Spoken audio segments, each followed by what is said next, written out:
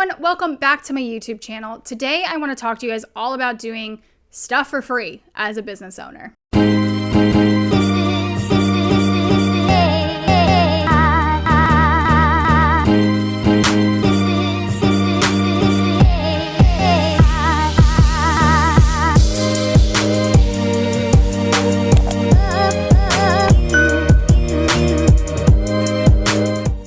Now listen, that F word, and I'm not talking about my favorite F word, we all probably know which one that is, but the F word, free. A lot of business owners, we are very scared by this word, and it's one of those things that it can be a heated discussion in the entrepreneur community, the business world of doing stuff for free. Now, obviously, there are some advantages and disadvantages to providing your services, providing your products, providing your expertise for absolutely no cost. The disadvantage is, yes, you're working for free, you're not making money, and some of the advantages might be potential exposure or growing a relationship.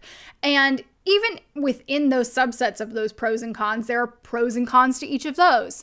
But basically, I want to talk to you about three different things here. When you should do stuff for free, why you should do stuff for free, and how to stop doing stuff for free. All right, so let's start with when you should do stuff for free. Now, the obvious answer here, and what most entrepreneurs go through, I went through it, is that we did stuff for free in the very beginning.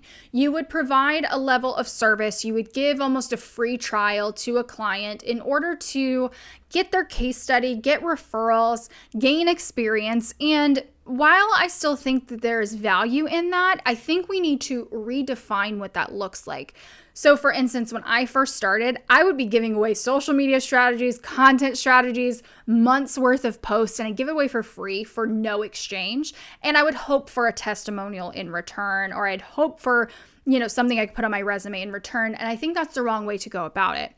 In the beginning, when you are trying to get clients, when you are trying to build your business and grow, it is important, since you don't have that level of expertise, you don't have that social proof, you have no backing to say what you're doing and who you're doing it for, and that you're the expert in it, you have no proof there. So the way that I like to reframe this is an equal exchange with the person that you are serving. So for me, what this would look like is I would not mind giving away a very condensed content strategy. I would give that away for free for a new client. I'd give them some ideas. I wouldn't go out and build the social media posts for them. I wouldn't go out of my way to create graphics or anything like that. But I would almost give them a consultation level service, maybe on Zoom or maybe typed up, and say, hey, if this is something that you're interested in further, I would love to continue to discuss, blah, blah, blah, blah, blah.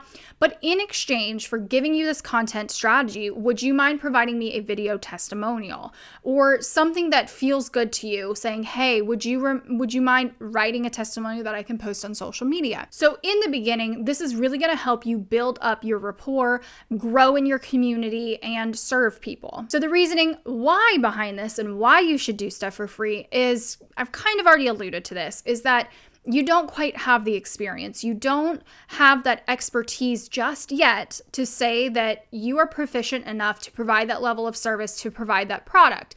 And this can be across industries. It doesn't just have to be me as a social media manager.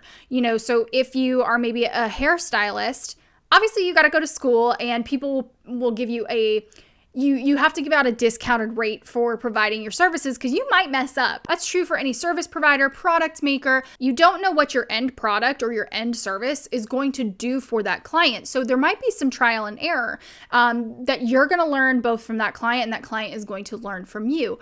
Obviously, still strive and do your best if you are doing free work, but that is the reason why you would either give away free work or discounted work. And now what this looks like for me as a seasoned business owner, I traditionally do not take anything for free anymore, but what I will do is if I have a brand approach me, or if I have a client approach me and ask me for free work, traditionally what I'll do is say, hey, can you meet me here? And I'll throw in this extra thing for free. So typically what this will look like if you're a seasoned business owner. So let's just say that, maybe you're a jewelry maker and you just had a custom order for $1,000, and the client originally may have asked for a discount, or that their budget wasn't quite there. Let's say that $1,000 custom piece, you added in something a little extra. Instead of the I don't know, 10 karat gold, you plated it in 14 karat gold. And it didn't cost you that much extra, and you provided a level of service to your clients that they're going to appreciate, and then in turn, potentially give something back to you through referrals, through social proof, and things like that. And now, again, I think there needs to be a point in your career, and this is what you have to feel out and decide for yourself, that level of free needs to end, because it does get to a point where it's overwhelming and you're doing a disservice to yourself. So obviously, with the way that social media goes, a lot of big brands will approach business owners, content creators, and say, hey, send us something for free. We'll post you on social media for exposure. That's not an equal and fair trade. I don't do that anymore, nor do I suggest you doing it. You say, hey, yeah, I would absolutely love to collaborate with you. I can give you X discount, percentage discount, dollars off. Or what I can do is, if you want this product for free, I'm going to require you to post on social media a minimum of 5 times, tagging me, and lay out the specifics of what you want from them. I need a video testimonial. Here's a code for your followers so that when you do send sales and traffic my way, I'll be able to track it. Whatever that looks like, start to define that relationship.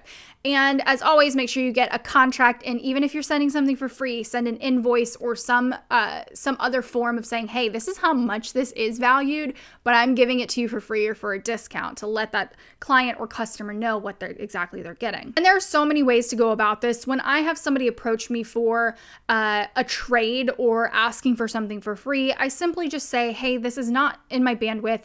Let me know when you do have the budget. I'd love to work with you. I say it a lot nicer than that, but that's just the way that I approach it now, that I've gotten to a point in my career that it's just not worth my while unless it's, some crazy big brand or a podcast or something like that fits within my grander marketing scheme.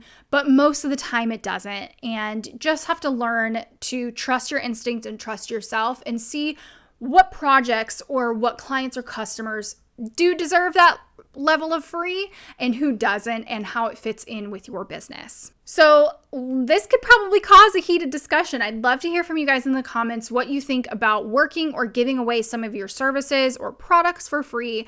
I know this is such a controversial topic and we could talk about this for about 1,000,000 years, but I'd love to hear from you guys, and don't forget to hit that subscribe button. I will see you next week.